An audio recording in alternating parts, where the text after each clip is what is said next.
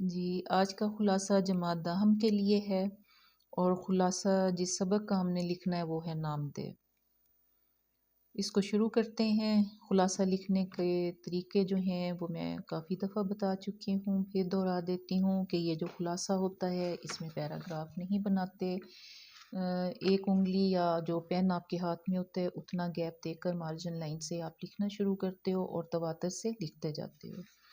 تو اس لیے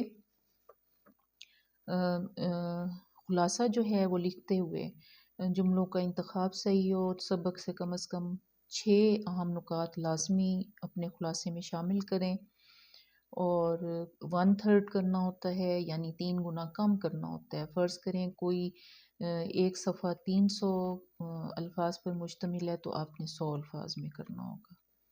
تو یہ آپ کی تھوڑی سی باتیں ہیں جن کو آپ نے توجہ سے خلاصے کو کرنے کی کوشش کرنی ہے۔ میں خلاصہ پڑھ دیتی ہوں۔ سب سے پہلے آپ نے اوپر خلاصے کا جو مصنف یا مصنفہ ہوتی ہے اس کا نام لکھنا ہوتا ہے، اور اس کے بعد آپ نے خلاصہ ایک انگلی کا گیپ دے کر شروع کر دینا ہے۔ رابعہ دورانی اورنگ آباد کے باغ میں نامدیو مالی ایمانداری سے اپنا فرض ادا کر رہا تھا۔ وہ ڈھیر ذات کا تھا جو کمتر سمجھی جاتی ہے، لیکن یہ بھی سچ ہے کہ سچائی، نیکی، حسن کسی کی میراث نہیں۔ مقبرے کے باغ کی نگرانی مصنف کے ذمہ تھی اور وہ باغ کے اندر ہی رہتے تھے۔ مصنف اپنے کمرے میں جو کھڑکی باغ کی طرف کھلتی تھی وہاں سے مالی کو دیکھتا رہتا۔ نامدیو اپنے کام میں اس قدر مگن ہوتا کہ اسے آس پاس کی خبر تک نہ ہوتی۔ وہ تندہی سے پودوں کی نگہداشت کرتا، تراش خراش کے بعد محبت بھری نظروں سے الٹے پاؤں جاتے ہوئے بھی انہیں تکتے جاتا۔ اس کی خوشی دیدنی ہوتی۔ مصنف کو اس میں دلچسپی سی پیدا ہو گئی۔ وہ پودوں کو پھلتے پھولتے دیکھ کر پھولے نہ سماتا۔ بے اولاد تھا مگر پودوں کی اولاد کی طرح پرورش کر رہا تھا۔ اگر پودوں کو کوئی بیماری لگ جاتی تو بذات خود ان کا علاج کرتا، دوائیاں لاتا بھی اور منگواتا بھی۔ بچوں سے اسے بے انتہا محبت تھی۔ لوگ دور دراز سے بچوں کے علاج کے لیے اس کے پاس آتے، کیونکہ پودوں میں رہتے ہوئے اسے جڑی بوٹیوں کی پہچان ہو گئی تھی۔ اپنی طرح باغ کو بھی چمکا کر رکھتا۔ روشیں، کیاریاں، تھنولے صاف ستھرے پتھر کے حوض سے پانی بھر بھر کر پودوں کو دیتا اور خوش ہوتا۔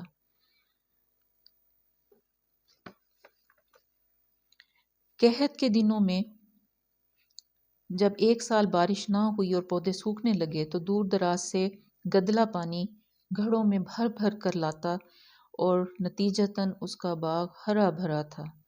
مصنف نے جب اس محنت کے عوض اسے انعام دینا چاہا تو اس نے یہ کہہ کر انکار کر دیا کہ کوئی اپنے بچوں کو پالنے کے لیے معاوضہ لیتا ہے۔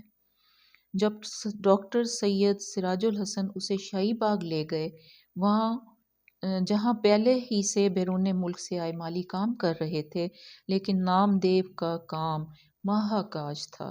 ایک دن کام میں مگن تھا کہ شہد کی مکھیوں نے ایسا حملہ کیا کہ وہ جانبر نہ ہو سکا، یعنی بچ نہ سکا اور دنیا سے کوچ کر گیا۔ وہ ایک بڑا آدمی تھا۔ اس نے اپنی صلاحیت کو درجہ کمال تک پہنچایا، اور یہی نیکی اور بڑائی ہوتی ہے۔ یہ آپ کا خلاصہ تھا نامدیو کا، اور امید ہے آپ اس سے فائدہ اٹھائیں گے۔ اس کو میں ڈسکرپشن میں بھی ڈالوں گی، اور آپ ساتھ بھی دیکھ رہے ہوں گے کہ مسلسل جب میں بول رہی ہوں تو یہ ساتھ ساتھ چل رہا ہے۔ تو آپ اس سے بھرپور فائدہ اٹھائیے اور اچھے سے اچھا خلاصہ لکھنے کی کوشش کیجیے۔ بہت شکریہ، بہت سی دعائیں، مجھے بھی اپنی دعاؤں میں یاد رکھیں، اور میرے چینل کو سبسکرائب کریں، لائک کریں اور شیئر بھی کرتے ہیں۔ بہت شکریہ۔ اللہ حافظ۔